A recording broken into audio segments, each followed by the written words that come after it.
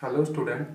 तो लास्ट की वीडियो में हमने ओम्स लॉ पढ़ा था ब्रीफली, और वहाँ पर हमने रेजिस्टेंस देखा और ग्राफ वगैरह के बारे में पढ़ा, वी आई ग्राफ के बारे में।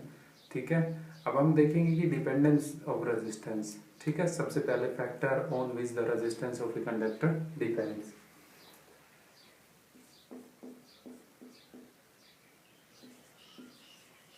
Factor on which resistance depend।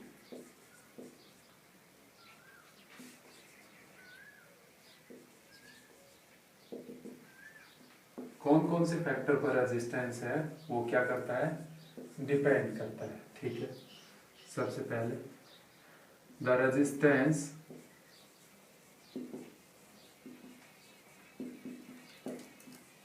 Of a conductor is directly proportional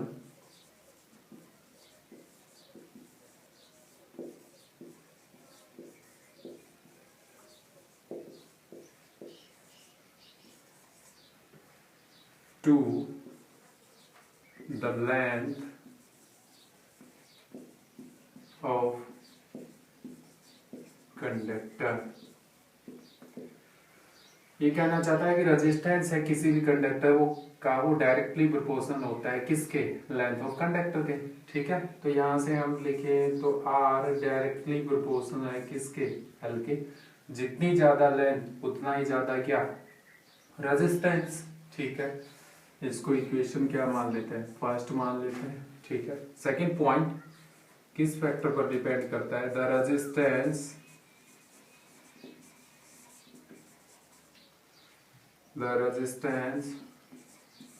of a conductor is inversely proportional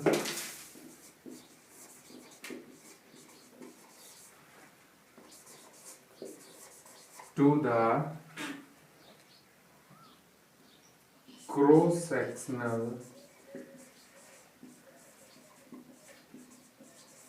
area of conductor.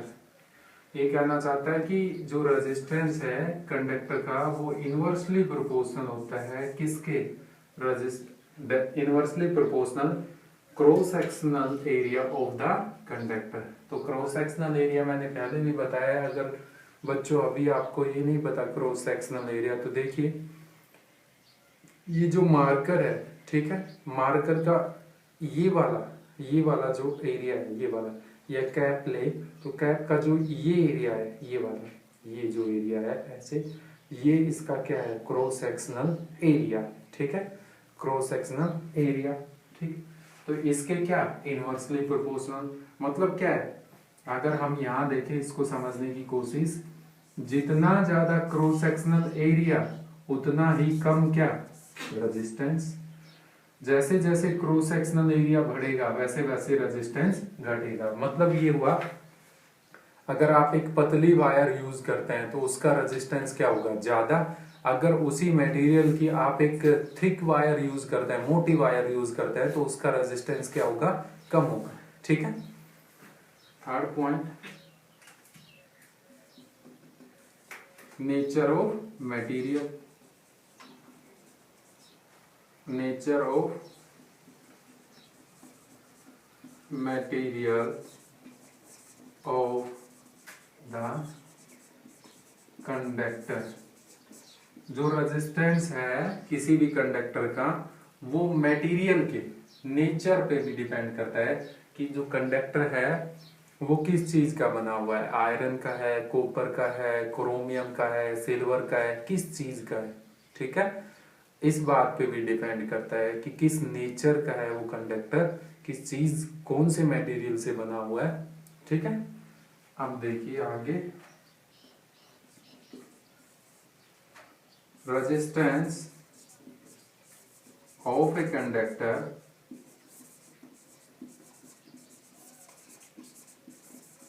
increase with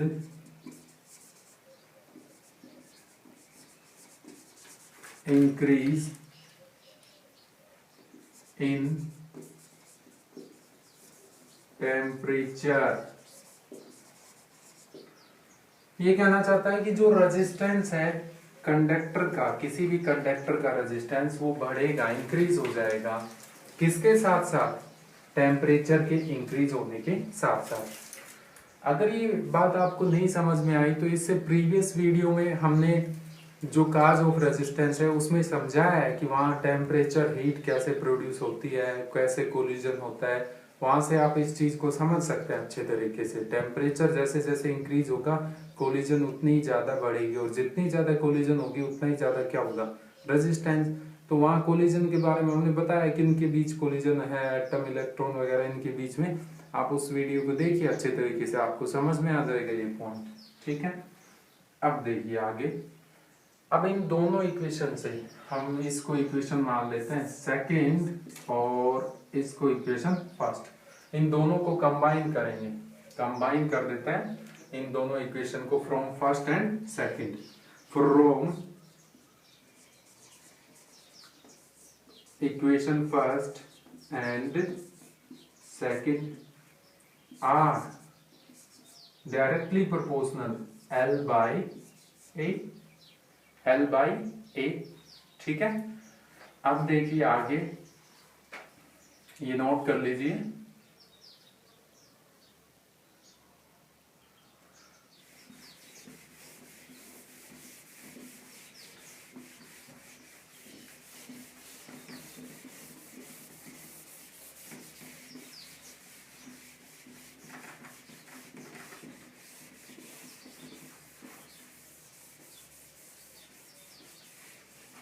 अब देखो यहाँ इन दोनों इक्वेशन से हमें पता चल गया R है वो डायरेक्टली प्रोपोर्शनल है L by A के। ठीक है, इससे प्रीवियस वीडियो में हमने बताया था ये प्रोपोर्शनलिटी का सिंबल है, इसको किस में पुट करेंगे, किस में कन्वर्ट करेंगे? इक्वालिटी में। तो क्या आएगा? एक कांस्टेंट, हमने ये कांस्टेंट लगा दिया रो। ठीक है, वेयर क्या बोलेंगे इसको? रो। रो बोलते हैं, आपको ये लग रहा है रहो। ठीक है, rho is a constant, proportionality constant बोला जाता है इसको, सिंपल लिख देते हैं हम। Constant is a constant known as resistivity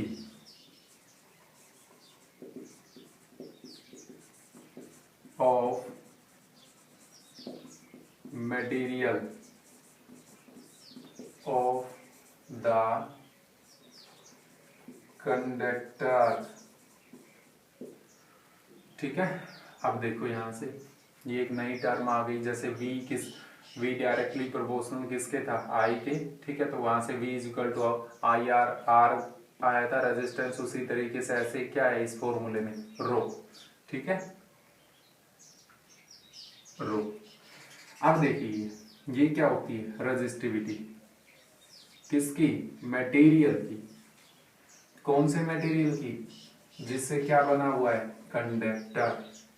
ठीक है, देखते हैं तो इसको भी। तो रो किसके इक्वल टू हो जाएगा? ए इस तरफ आके इस तरफ डिवाइड में है, इस तरफ आके क्या हो जाएगा? मल्टीप्लीकेशन में। एल इसके क्या है? मल्टीप्लाई में है, इस तरफ आके क्या हो जाएगा? डिवाइड में। तो रो की वैल्यू क्या हो गई? R A divided by L. किसी भी मटेरियल का हमें रो निकालना हो, उसकी रेजिस्टिविटी निकालनी हो, तो उसका फॉर्मूला ये बन गया। ठीक है, एल है लेंथ ऑफ कंडक्टर, ए है क्रॉस सेक्शनल एरिया, आर है रेजिस्टेंस ऑफ द कंडक्टर। जब भी आप फॉर्मूले में यूज करेंगे, हमने पीछे भी बताया है और बार बार हम इस चीज को डिस्कस नहीं करेंगे, सभी जो फिजिकल क्वांटिटी है वो किस में होनी चाहिए? एसआई यूनिट में, या एक ही सिस्टम में होनी चाहिए। ठीक है, सिंपली आप ये समझ लीजिए कि आपके यहाँ पर एसआई यूनिट में होनी चाहिए। ठीक है, आर ओम में होना चाहिए, एरिया की एसआई यूनिट क्या है? मीटर स्क्वायर, लेंथ की एसआई यूनिट क्या है? मीटर। ठीक है, अब देखिए यहाँ रजिस्टिविटी को हम डिफाइन करते हैं, जल्दी से इसकी डेफिनेशन देखते हैं। ठीक है, रजिस्टिविटी या आप इसको रेसिस्टिविटी भी बोलते हैं, या एक और अनोदर नेम से जानी जाती है ये स्पेसिफिक रेजिस्टेंस।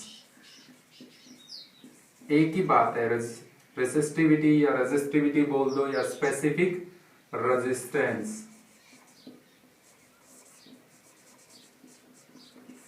तब इसकी डेफिनेशन को लिखने से पहले ये बात समझिए आप अच्छे तरीके से। रेजिस्टिविटी या स्पेसिफिक रेजिस्टेंस दोनों का मतलब एक ही है। ठीक है, एक ही टर्म है दोनों। ठीक है, और ये भी प्रॉपर्टी है। ठीक है, ये कंडक्टर की प्रॉपर्टी नहीं है, ये मटेरियल की प्रॉपर्टी है, उस मटेरियल की जिससे वो कंडक्टर बना हुआ है। ठीक है, लास्ट में हम ये देखेंगे कि हमने ये पढ़ा था रेजिस्टेंस भी एक प्रॉपर्टी है, अभी ये पढ़ रहे हैं कि रेजिस्टिविटी भी एक प्रॉपर्टी है। तो इन दोनों में डिफरेंस क्या है, थोड़ा ध्यान से हम अच्छे तरीके से इसको समझेंगे। ठीक है, अब देखिए यहां पर डेफिनेशन देखते हैं। तो the specific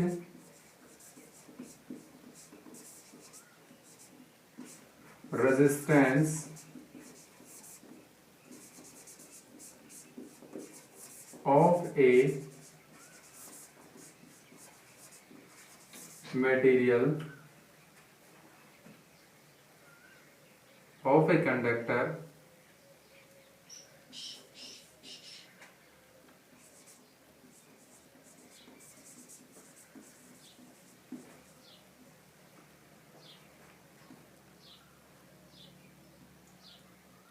the specific resistance of a material of a conductor is equal to the resistance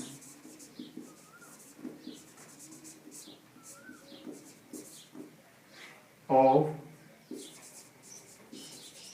a conductor of that material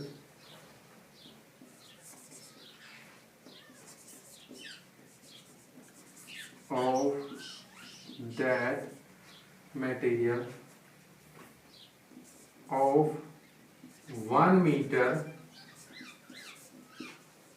length and 1 meter square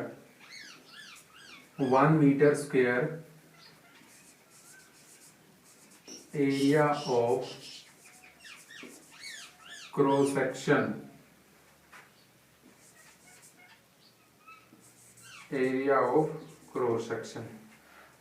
देखो यहाँ पे ये कहना चाहता है कि specific resistance of a material of a conductor.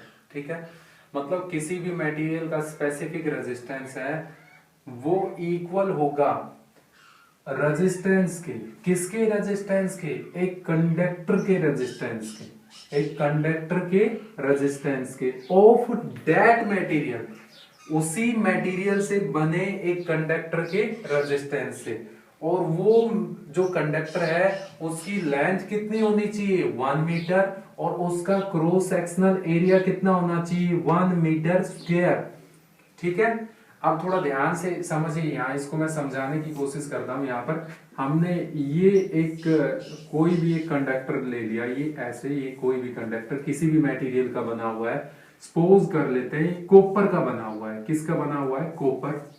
थोड़ा ध्यान से समझिए बेटा, इसकी लेंथ है सिलेंड्रिकल है ये। ठीक है, जैसे कि ये मार्कर है, ये सिलेंड्रिकल है। ठीक है, इसकी लेंथ है 1 मीटर, और इसका जो ये एरिया है, ये वाला एरिया है, ये कितना है, 1 मीटर स्क्वायर। ये वाला भी सेम है, यूनिफॉर्म है। ठीक है, 1 मीटर स्क्वायर। तो अब ये जो सिलेंड्रिकल फॉर्मेशन है, ये जो कंडक्टर है, इसका जो रेजिस्टेंस आएगी, इसके रेजिस्टेंस की वैल्यू आएगी, वही कॉपर का क्या कहलाएगी, स्पेसिफिक रेजिस्टेंस। फिर से सुनिए, हमने एक कॉपर का सिलेंड्रिकल फॉर्मेशन ली। ठीक है, ये कंप्लीट फील है, कंप्लीट होलो नहीं है। 1 मीटर उसकी लेंथ है, क्रॉस सेक्शनल एरिया कितना है, 1 मीटर स्क्वायर। इसका रेजिस्टेंस निकाला, इस रेजिस्टेंस की जो वैल्यू आई वही कॉपर की क्या रखी गई, रेजिस्टिविटी। कॉपर की क्या रखी गई, रेजिस्टिविटी। थोड़ा ध्यान से समझिए, कॉपर की क्या रखी गई, रेजिस्टिविटी। हमने बोल दिया कि कॉपर से बनी हुई चीजों की रेजिस्टिविटी ये है, हमने रेजिस्टेंस इसका फाइंड आउट किया और उसी वैल्यू को हमने फिक्स कर दिया कि कॉपर की रेजिस्टिविटी जो ये रेजिस्टेंस आया उसी के बराबर है। ठीक है, अब एक बात को ध्यान से समझिए, हमने ये कहा था कि हम बाद में समझाएंगे रेजिस्टेंस और रेजिस्टिविटी में क्या डिफरेंस है। रेजिस्टेंस है ना, रेजिस्टेंस है वो डायमेंशंस पे डिपेंड करता है, रेजिस्टेंस है वो साइज पे डिपेंड करता है। रेजिस्टेंस डिपेंड अपॉन साइज, ठीक है, और रेजिस्टिविटी है वो साइज पे डिपेंड नहीं करती है। Resistivity not depend upon size. किसके साइज, कंडक्टर के साइज या जो भी ऑब्जेक्ट है। ठीक है, अब थोड़ा और भी इनके पहले डेफिनेशन आप समझ लीजिए, फिर इनके बारे में और थोड़ा सा पढ़ेंगे, एक दो डिफरेंस और समझने की कोशिश करेंगे। जल्दी से नोट कर लो।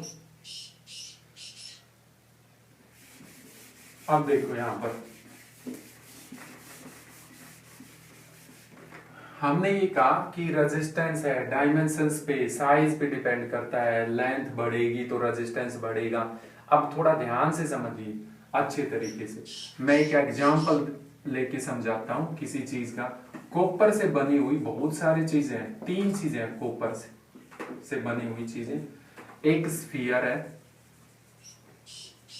और एक क्यूब है और एक हम ले लेते हैं सिलेंड्रिकल पाइप, या कुछ और ले लेते हैं हम, स्पून ले लेते हैं या जग कुछ, चलो सिलेंड्रिकल पाइप भी ले लेते हैं, सिलेंड्रिकल वायर ये ले लेते हैं, सिलेंड्रिकल वायर कॉपर से बनी हुई है। ठीक है, इस स्फीयर का रेजिस्टेंस, इस क्यूब का रेजिस्टेंस और इस सिलेंड्रिकल वायर का रेजिस्टेंस, इनका रेजिस्टेंस ध्यान से सुनिए, इनका रेजिस्टेंस अलग अलग हो सकता है, अलग अलग होगा भी या हो सकता है। कैसे, इस क्यूब, इस जो स्फीयर है उसका साइज, इतने स्फीयर का कुछ अलग रेजिस्टेंस होगा, इतने बड़े स्फीयर का कुछ अलग रेजिस्टेंस होगा, इतने छोटे से स्फीयर का कुछ अलग रेजिस्टेंस होगा। ऐसे ही इतना छोटा सा कोई क्यूबॉइड या क्यूब है उसका रेजिस्टेंस कुछ अलग होगा, बड़ा कोई क्यूबॉइड वगैरह उसका रेजिस्टेंस कुछ अलग होगा। ध्यान से समझिए आप। ठीक है, ये बड़ा क्यूब है उसका रेजिस्टेंस क्या होगा, कुछ अलग है। सिलेंड्रिकल वायर, एक पतला सिलेंड्रिकल वायर है, रेजिस्टेंस कुछ अलग है। ये सिलेंड्रिकल वायर है, इसका क्रॉस सेक्शनल एरिया बहुत लार्ज है, इसका रेजिस्टेंस अलग अलग। ठीक है, ध्यान से समझिए। बट इन सभी चीजों की रेजिस्टिविटी सेम होगी। क्या सेम होगी, रेजिस्टिविटी। क्यों सेम होगी, क्योंकि रेजिस्टिविटी मटेरियल की प्रॉपर्टी है, रेजिस्टिविटी सेम होगी। और रेजिस्टेंस किसकी प्रॉपर्टी है, ऑब्जेक्ट्स की प्रॉपर्टी है। ये छोटा स्फीयर है, स्मॉल स्फीयर, बिग स्फीयर, ये ऑब्जेक्ट है, वो मटेरियल है। ये सभी के सभी ऑब्जेक्ट किससे बने हुए हैं, कॉपर वाले मटेरियल से बने हुए हैं। इनकी रेजिस्टिविटी क्या होगी, सेम, तब तक सेम रहेगी। अब थोड़ा ध्यान से समझिए, हम सेम साइज का कॉपर का स्फीयर लेते हैं या कॉपर का वायर लेते हैं, सेम साइज का एक कॉपर का वायर, उसकी थिकनेस भी वही है, और ये दूसरे दो वायर लेते हैं, दूसरा आयरन का है, ये आयरन का है, और ये किसका है, कॉपर का। सेम साइज है इनका, same size, area of cross sectional length same है। अब इन दोनों की रेजिस्टिविटी क्या होगी, अलग अलग होगी। ठीक है, ध्यान से समझिए आप अच्छे तरीके से, इन दोनों की रेजिस्टिविटी क्या होगी, अलग अलग। तो रेजिस्टिविटी प्रॉपर्टी है, किसकी प्रॉपर्टी है, मटेरियल की प्रॉपर्टी है। और रेजिस्टेंस किसकी प्रॉपर्टी है, ऑब्जेक्ट की प्रॉपर्टी है। ऑब्जेक्ट का साइज, शेप ये बदलती है तो उसी के हिसाब से रेजिस्टेंस बदलता है। बट रेजिस्टिविटी बार बार पूछा जाता है बेटा पेपर के अंदर, रजिस्टिविटी डिपेंड ही नहीं करती है। किस पे डिपेंड नहीं करती है? ना तो लेंथ पे डिपेंड करती है, ना area of cross section, size पे डिपेंड ही नहीं करती है, डायमेंशंस पे डिपेंड नहीं करती है। वो सिर्फ किस पे डिपेंड करती है? नेचर ऑफ मटेरियल पर डिपेंड करती है। ठीक है, अब देखिए जल्दी से हम रेजिस्टिविटी की वैल्यू देख लेते हैं कंडक्टर्स के लिए, इंसुलेटर के लिए। ठीक है, तो कंडक्टर की और जो हमारे पास अलॉय और कंडक्टर है उनकी रेजिस्टिविटी, कंडक्टर एंड अलॉय आप समझ चुके हैं, हमने ओम्स लॉ पढ़ा, तब एक अलॉय पढ़ी थी हमने निक्रोम, वहां हमने समझाया था अलॉयस क्या होती हैं। अगर आपको नहीं समझ में आता है तो उस वीडियो को देखिए, आप समझ जाएंगे। अलॉय, इसकी जो रेजिस्टिविटी है वो 10⁻⁶ से 10⁻⁻8। अब देखिए मेजरमेंट तो किया ही नहीं, हम किस में मेजर करेंगे? तो जो रेजिस्टिविटी है उसकी एसआई यूनिट, रेजिस्टिविटी की एसआई यूनिट क्या होगी? ओम मीटर। ओम पर मीटर नहीं, ओम मीटर, सिंबल ये हो गया हमारे पास ओम मीटर। ठीक है, तो आप ध्यान से समझना रेजिस्टिविटी और रेजिस्टेंस क्या है। ठीक है, बार बार पेपर में ये क्वेश्चन पूछेगा कि एक वायर है उसकी लेंथ को हम डबल कर देते हैं, तो बताइए कि रेजिस्टिविटी कितनी चेंज हुई? तो रेजिस्टिविटी चेंज नहीं होगी भाई, डायमेंशंस पे डिपेंड ही नहीं करती है। ठीक है, 10⁻⁻6 ओम मीटर से 10⁻⁻8 ओम मीटर। ठीक है, ये यहां तक होती है, ये उल्टा लिख दिया हमने, 10⁻⁻8 से 10⁻⁻6 तक। ठीक है, और जो इंसुलेटर है उसकी रेजिस्टिविटी 10⁻⁻12 ओम मीटर से कहां तक होती है? 10⁻⁻17 ओम मीटर। तो रेजिस्टिविटी एक टाइप का रेजिस्टेंस ही तो है जो मटेरियल में ही प्रेजेंट रहता है पहले से ही। तो अब देखिए इंसुलेटर में से पहले ही बहुत ज्यादा हाई रेजिस्टिविटी होती है, इसीलिए तो वो इंसुलेटर होते हैं। ठीक है, कंडक्ट नहीं कर पाते हैं इलेक्ट्रिसिटी को। आपको ध्यान से समझना है, आगे न्यूमेरिकल वगैरह आएंगे तो सभी की एसआई यूनिट आपको प्रीफर करनी है। बेटा बार बार मैं ये बोल रहा हूँ ध्यान से, रेजिस्टेंस और रेजिस्टिविटी, बहुत सारे बच्चे कंफ्यूज हो जाते हैं इन दोनों टर्म में। ध्यान से, ज्यादातर क्वेश्चन पूछा जाता है, कभी वो क्रॉस सेक्शनल एरिया को डबल कर देगा, आपसे पूछेगा कि रेजिस्टेंस में कितना चेंज हुआ और रेजिस्टिविटी में कितना चेंज हुआ। तो याद रखिए जब तक मटेरियल चेंज नहीं होगा तब तक क्या चेंज नहीं होगी? रेजिस्टिविटी चेंज नहीं होगी। ठीक है, थैंक यू।